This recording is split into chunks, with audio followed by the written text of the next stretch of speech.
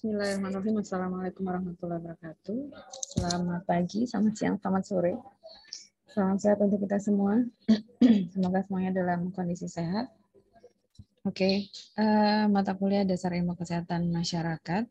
Pada kesempatan kali ini, saya akan mengajak teman-teman semua untuk bisa menyimak ya dan mereview tentang risk factor atau faktor risiko dan upaya prevensi atau upaya pencegahan masalah kesehatan. Nah, dalam hal ini kita mungkin akan berfokus pada penyakit tidak menular atau non-communicable disease.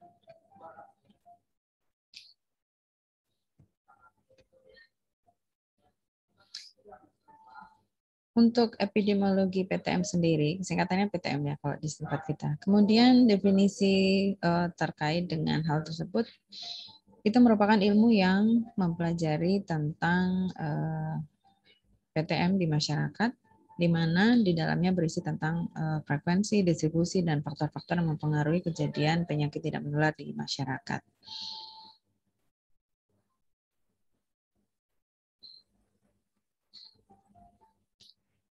Dan latar belakang kenapa harus kita bahas terkait dengan faktor risiko tersebut dan bagaimana upaya pencegahannya. Yang pertama adalah kecenderungan semakin meningkatnya prevalensi penyakit tidak menular dalam masyarakat. Kemudian terjadinya perubahan pola, struktur masyarakat agraris ke masyarakat industri banyak memberikan andil terhadap perubahan pola fertilitas, gaya hidup, lifestyle terutama ya, dan juga sosial ekonomi yang pada gilirannya memacu semakin meningkatnya penyakit tidak menular tadi. Kemudian keadaan perubahan pola penyakit dari penyakit menular ke penyakit tidak menular lebih dikenal dengan istilah transisi epidemiologi.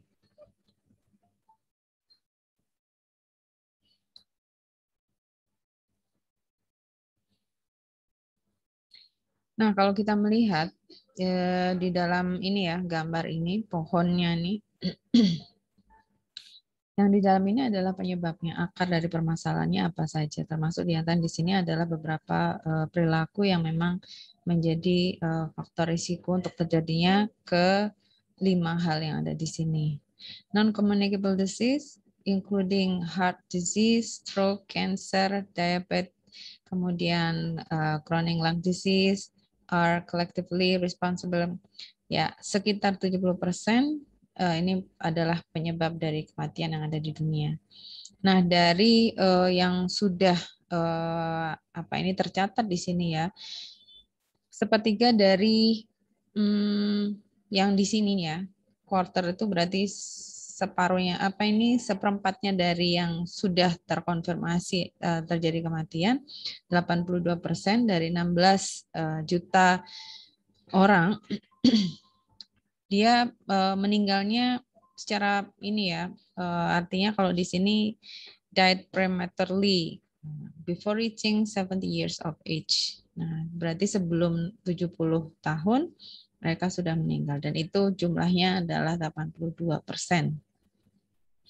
Sehingga kita bisa melihat dari data WHO di sini, ini datanya dari WHO, the rise of non-communicable disease, ini dipengaruhi oleh beberapa faktor risiko, diantaranya adalah merokok, tobacco use, kemudian physical inactivity, kemudian the harmful use of alcohol, ya alkohol, dan unhealthy diets. Ya, unhealthy diet, smoking, physical inactivity, sama ya. Nah, plus alkohol di sini. Kemudian, nah ini diantaranya adalah faktor-faktor resiko yang utama yang tadi kita sebutkan, ya kurangnya aktivitas, physical inactivity, kemudian diet yang tidak seimbang, artinya mungkin diet yang memang tidak sesuai dengan aturan yang dianjurkan oleh ahli nutrisi. Nah, kemudian kebiasaan rokok, alkohol, dan ini ditambah dengan gangguan mental emosional. Upaya pencegahan PTM ini lebih efektif dan efisien ketika faktor resikonya dapat dikendalikan secara bersama-sama. Ya. Kemudian dampak dari penyakit tidak menular dan resikonya ini bisa menyebabkan ketahanan hidup manusia menjadi menurun dan produktivitas juga menurun dan tentunya akan menambah beban biaya pelayanan kesehatan.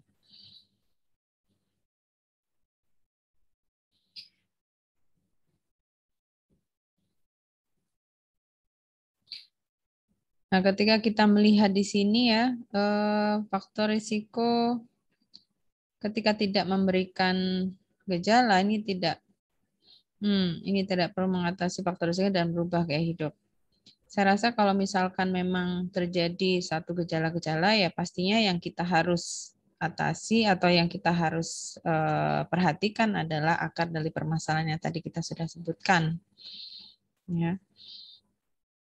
Pada umumnya ketika hal ini terjadi, seandainya memang yang ini terjadi, nah ini berarti belum ada keterpaparan terkait dengan edukasi dan lain sebagainya. Menganggap bahwa akar permasalahan yang sebenarnya mereka sudah mengalami hal tersebut dianggap akan menjadi faktor risiko.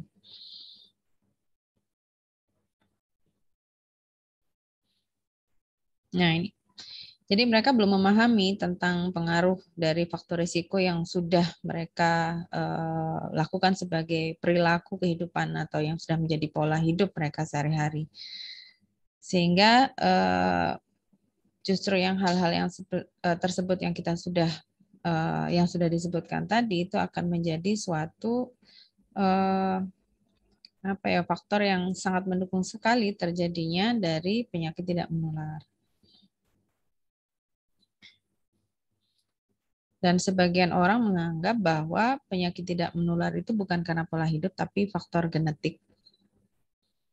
Ya, padahal tidak semuanya masalah kesehatan itu memang kalau kita melihat dari teori H.L. Bloom itu salah satunya adalah dari faktor hereditar atau faktor genetik, tapi tidak selalu itu menjadi yang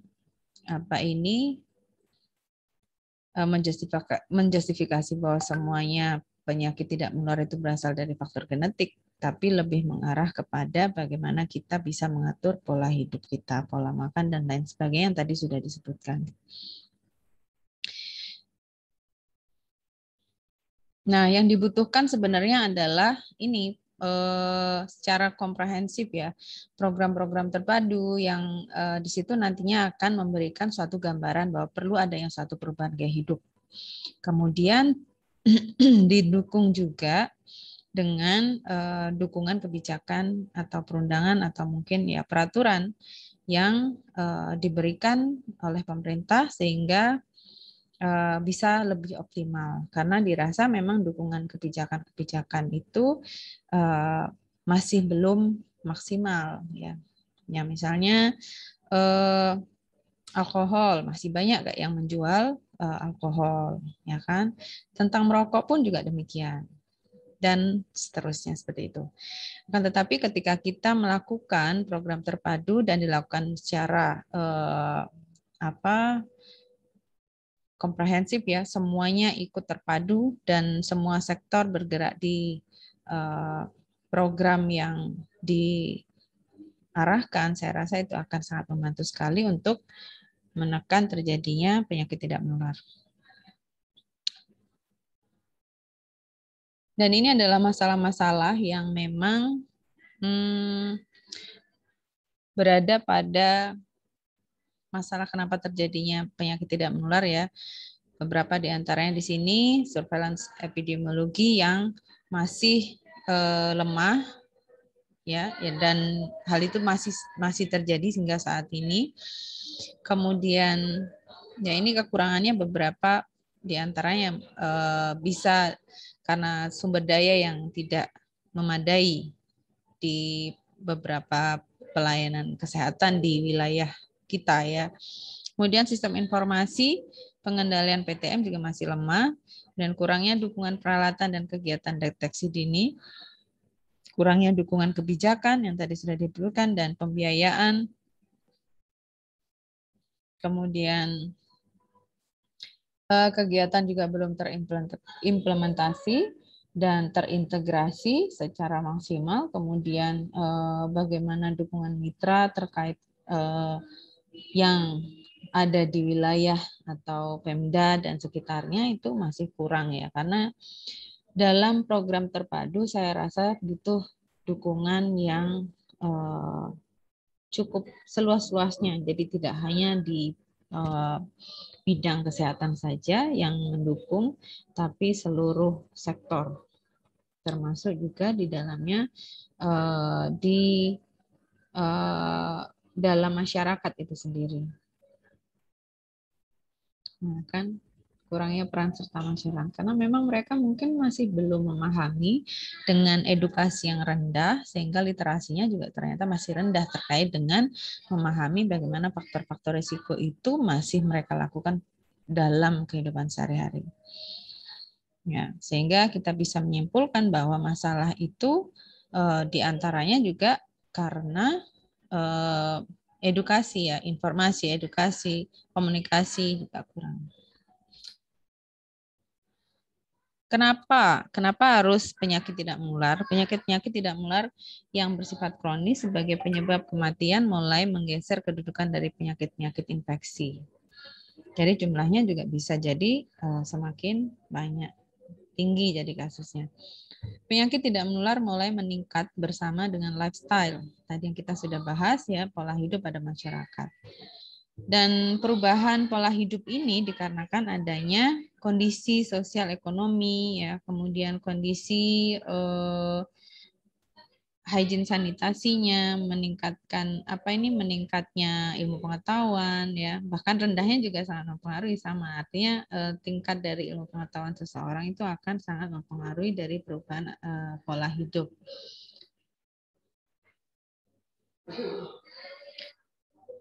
Nah, ini contohnya adalah salah satunya adalah penyakit tidak menular.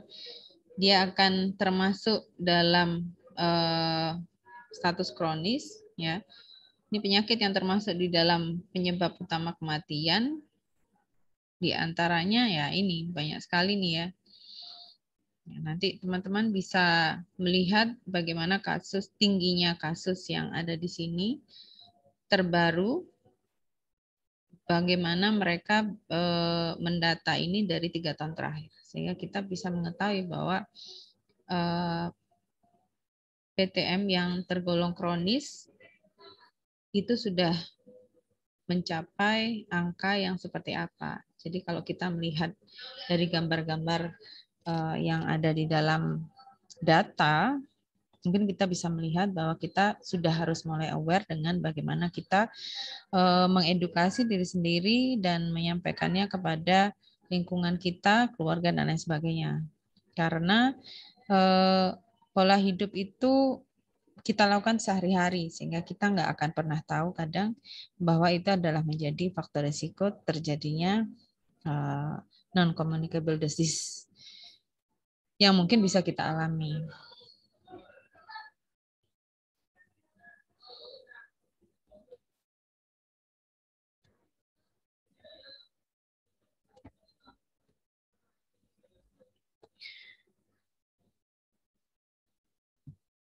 Nah, ini yang termasuk jarang, jumlahnya itu jarang ya.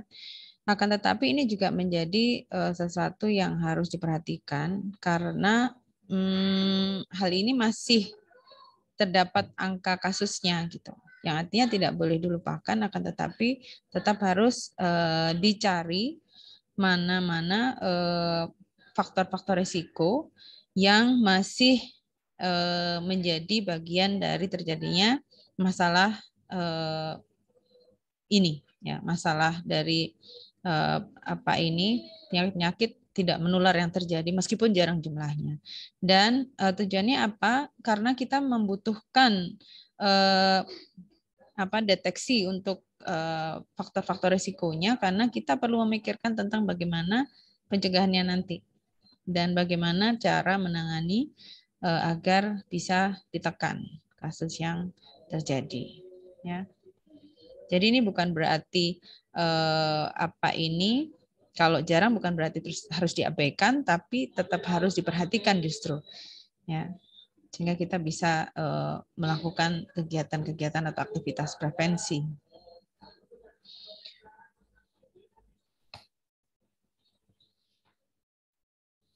Nah, ini yang juga menjadi penting karena dengan perubahan perubahan massa, ya kan, sekarang sudah ada istilah-istilah yang memang menjadi apa ya, semacam yang nempel di generasi-generasi saat ini ya, ada generasi milenial, ada generasi Z dan seterusnya, yang kita tahu bahwa setiap generasi itu mempunyai karakteristik sosial yang berbeda. Nah, sosial yang dialami saat ini dari generasi-generasi yang masih muda, kadang ini akan menjadi suatu hal yang sangat penting untuk diperhatikan bahkan oleh pemerintah khususnya karena kebijakan-kebijakan dari pemerintah itu sangat diperlukan. Nah, terutama ini ya, ini sangat membahayakan sekali karena dampaknya yang luar biasa membuat generasi-generasi itu menjadi generasi yang mungkin tidak bisa memanfaatkan masa mudanya ya. Banyak sekali kasus kematian yang diakibatkan dari ini masalah ketagihan ini ya.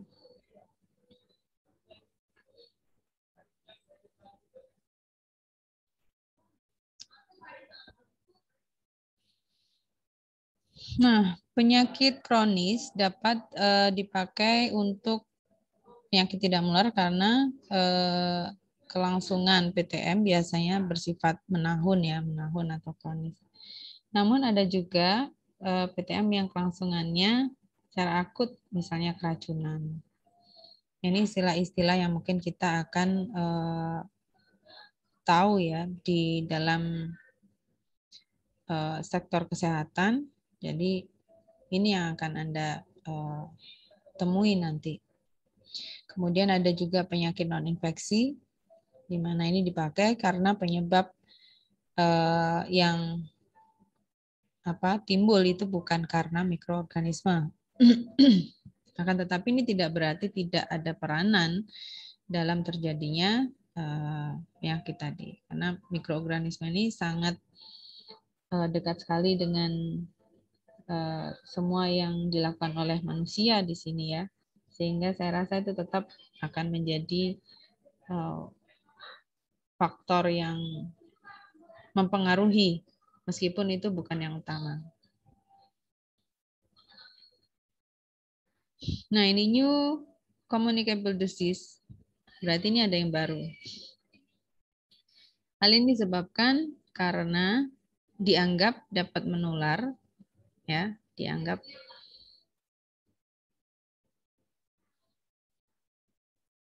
dapat menular, yaitu lifestyle.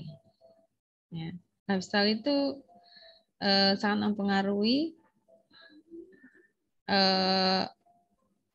di kehidupan orang lain gitu ya. Gaya hidup dalam dunia modern dapat menular dengan caranya sendiri. Gaya hidup di dalamnya dapat menyangkut pola makan, kehidupan seksual, dan komunikasi global, dan banyak hal lagi yang termasuk di dalam lifestyle. Sehingga menular ya, gaya hidup itu menular. Kalau teman kita kebiasaannya seperti apa, kadang kita ngikut dari kebiasaan teman kita, teman dekat kita. Nah, ini contohnya perubahan pola makan telah mendorong perubahan peningkatan penyakit jantung yang berkaitan dengan makan berlebih yang mengandung kolesterol tinggi. Yang dulunya mungkin tidak merokok karena temannya merokok, akhirnya ikutan merokok. Yang dulunya tidak mengkonsumsi alkohol karena sering jadi kepengen, nah terus-terusan. Nah, jadi begitulah kehidupan. Jadi kita harus memilih ya sebenarnya. Memilih untuk sehat atau memilih untuk merubah gaya hidup kita. Nah, seperti itu. Oke. Nah, ini juga bagian dari penyakit tidak menular. Disebut degeneratif karena kejadiannya berkaitan dengan proses degenerasi atau ketuaan. Sehingga penyakit tidak menular banyak ditemukan pada usia lanjut. Ya. Contohnya apa? Banyak sekali, ya, banyak sekali yang terjadi pada usia-usia yang sudah lanjut, sehingga ini memang penyakitnya orang tua, ya kan? Ya, termasuk diantaranya apa ini hipertensi dan lain sebagainya. Kemudian ya banyak hal yang memang karena proses yang sudah ini ya, proses yang sudah akan terjadi pada saat usia kita sudah lanjut.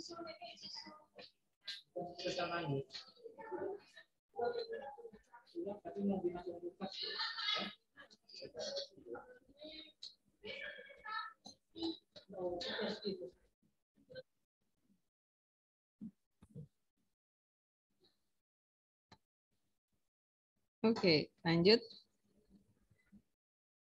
Nah, ini adalah karakteristik untuk kita ketahui yang diantaranya adalah penularan penyakit tidak melalui suatu rantai penularan tertentu, tentunya karena tidak menular.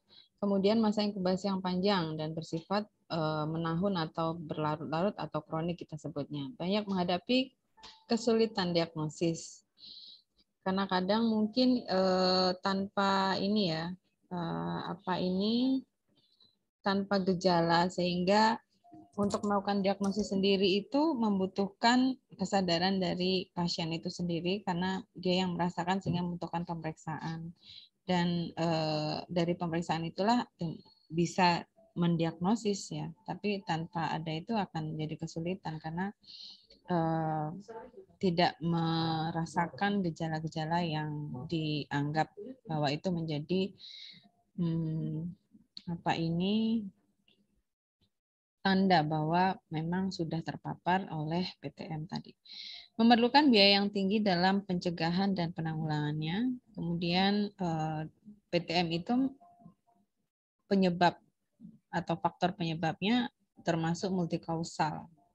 Bahkan tidak jelas ya, tapi kita tahu bahwa yang tadi kita sudah sebutkan ada akar permasalahan yang memang harus kita benar-benar perhatikan ya. Salah satunya diantaranya pola hidup ya, pola makan, semua hal yang tadi sudah disebutkan ya, termasuk aktivitas fisik dan tadi ada spiritual juga ya, dan lain sebagainya. Nah, ini kita bisa melihat mungkin sedikit gambaran sebenarnya. Sedikit gambaran, tapi ya ini banyak terjadi. Jadi kalau misalkan penyakit menular, ini banyak sekali terjadi di negara berkembang. Sementara untuk tidak menular, karena memang penyebabnya itu lebih mengarah kepada pola hidup dan perubahan struktur manusianya, kita bisa banyak melihat data-data kasus ini ada di negara maju atau negara industri. Kemudian rantai penularannya jelas kalau penyakit menular. Sementara kalau tidak menular, tidak ada rantai penularan karena memang tidak menular. Kemudian bersifat akut untuk yang menular, sedangkan ini bersifat kronis. Ya, etiologi jelas dan ini etiologi tidak jelas. Single caution, untuk yang ini multiple caution. Diagnosa relatif mudah karena udah jelas bisa kalau misalkan kita lihat di sini ya kebalikannya. Ya, dari hal biaya juga demikian.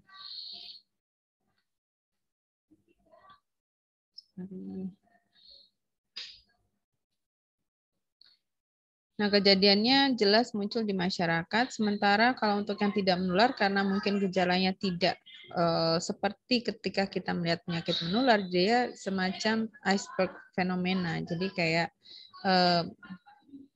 ini ya, gunung es. Jadi tiba-tiba langsung gitu, tiba-tiba langsung parah gitu dan lain sebagainya. Banyak sekali contohnya.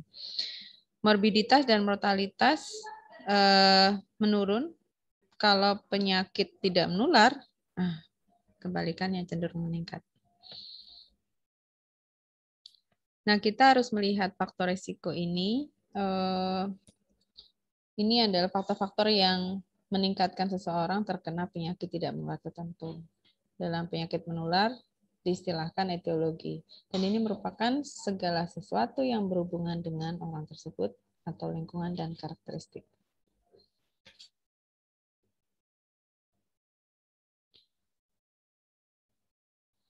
Karakteristik tanda atau kumpulan gejala pada penyakit yang diderita individu, yang mana secara statistik berhubungan dengan peningkatan kejadian kasus baru berikutnya. Dan ini sehingga menyebabkan beberapa individu lain pada satu kelompok masyarakat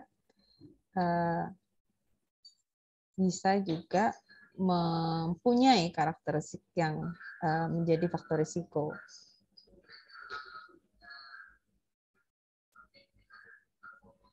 Nah, di sini kita melihat bahwa ini adalah istilah yang menjadi faktor risiko ya, unchangeable risk factor. Ini yang tidak bisa kita ubah, yang tidak bisa yang tidak bisa.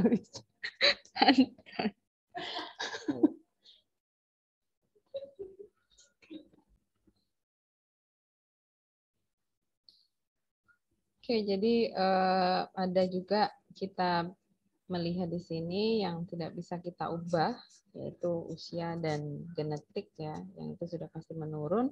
Kemudian changeable risk factor ini adalah perilaku-perilaku kita yang tadi sudah ada di dalam pohon yang kita melihat akarnya, diantaranya ada kebiasaan atau perilaku yang kita sebutkan di sini. Ada kebiasaan rokok, alkohol, physical activity, kan, diet, itu perilaku yang kita bisa rubah. Yang merupakan sebenarnya itu adalah risk factor.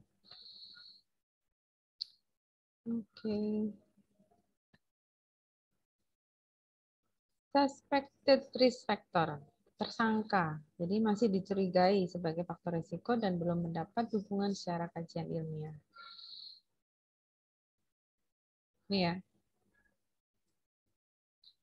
Banyak sekali yang memang kita lakukan dan ternyata itu bagian dari risk factor yang kita tanpa sadari pada akhirnya itu menjadi suspek, seperti halnya ketika kita mengkonsumsi banyak makanan yang mengandung pengawet misalnya, ya kan, dicurigainya seperti itu, tapi kita kadang tidak bisa secara langsung apakah itu menjadi dominasi dari kejadian yang terjadi gitu ya. Jadi misalkan ada orang yang sakit penyakit tidak menular, salah satunya mungkin ya yang dicurigai ya karena itu. Gitu.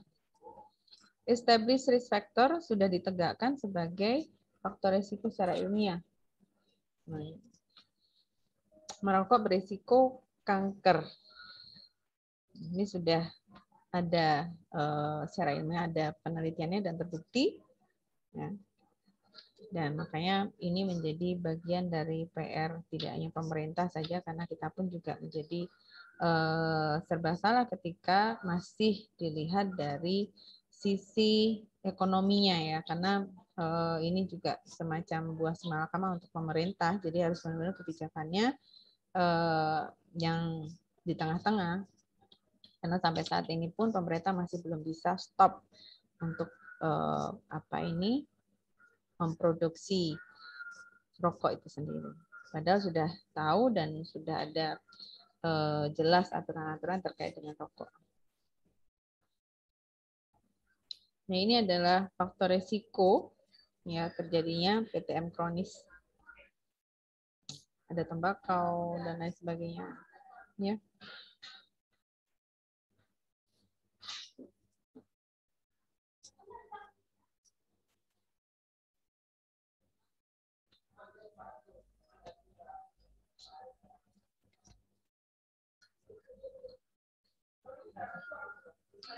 Nah, ini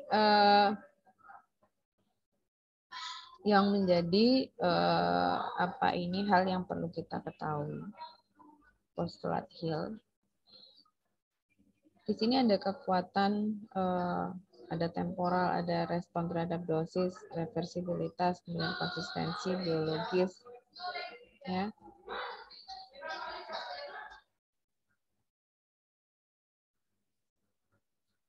Jadi untuk ini adalah satu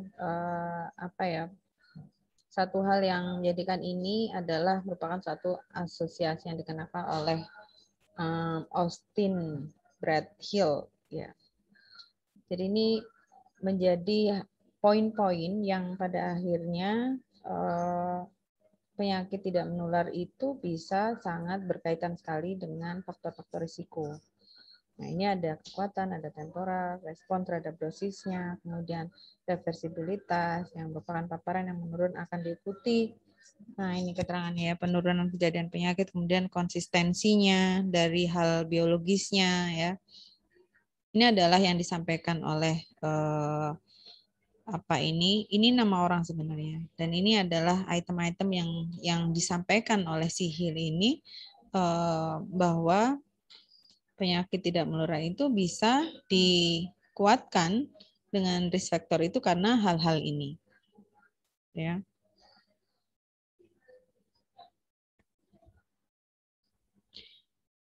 Nah, tidak jelasnya kausa PTM ini terutama dalam hal tidak adanya mikroorganisme. Kemudian menonjolnya penerapan konsep multikausal pada PTM. Kemungkinan adanya penambahan atau interaksi antar risiko. Perkembangan metodologi telah memberi kemampuan untuk mengukur besarnya faktor risiko. Nah, ini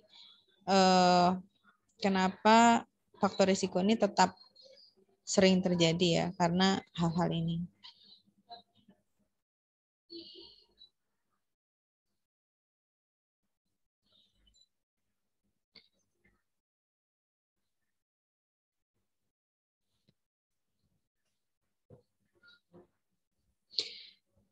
Kita memerlukan prediksi juga dalam menentukan faktor risiko, karena untuk meramalkan kejadian satu penyakit, ya di sini misalnya adalah perokok.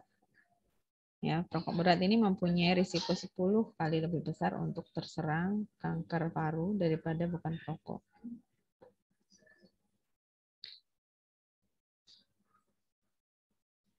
Kejelasan dan beratnya suatu faktor risiko dapat ditetapkan sebagai penyebab suatu penyakit dengan syarat telah menghapuskan faktor-faktor pengganggu atau confounding factors. Faktor-faktor pengganggu ini ya banyak hal ya, misalnya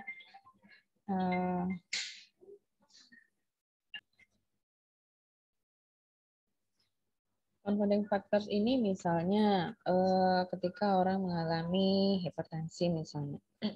Nah, hipertensi ini penyebabnya mungkin bisa tidak hanya pola hidup atau pola makan dia, tapi mungkin karena terjadinya hipertensi ini karena dia mengkonsumsi atau interaksi antar obat misalnya. Sebelumnya dia sudah mengkonsumsi yang pada akhirnya mungkin menyebabkan hal tersebut terjadi, ya. Dan itu salah satu dari confounding factors. Dalam menentukan faktor risiko kita memerlukan diagnosa. Diagnosis ini harus ditegakkan ya, sehingga kita bisa menentukan bagaimana cara mengatasinya. Faktor risiko diperlukan kegiatan prevensi. Jika suatu faktor risiko merupakan penyebab suatu penyakit tertentu, maka dapat diambil tindakan untuk pencegahan terjadinya penyakit tersebut. Tentunya ya.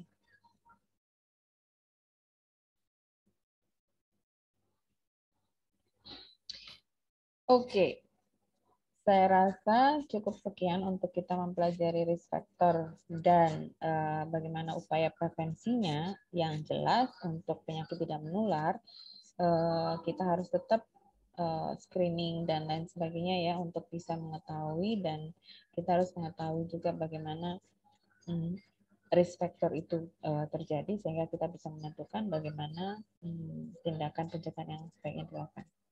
Oke guys, silakan mencatat pertanyaan-pertanyaan jika memang diperlukan di dalam kolom komen. And I'll see you next. Jangan lupa isi presensi. Terima kasih. Mohon maaf jika ada kurang. Assalamualaikum warahmatullahi wabarakatuh.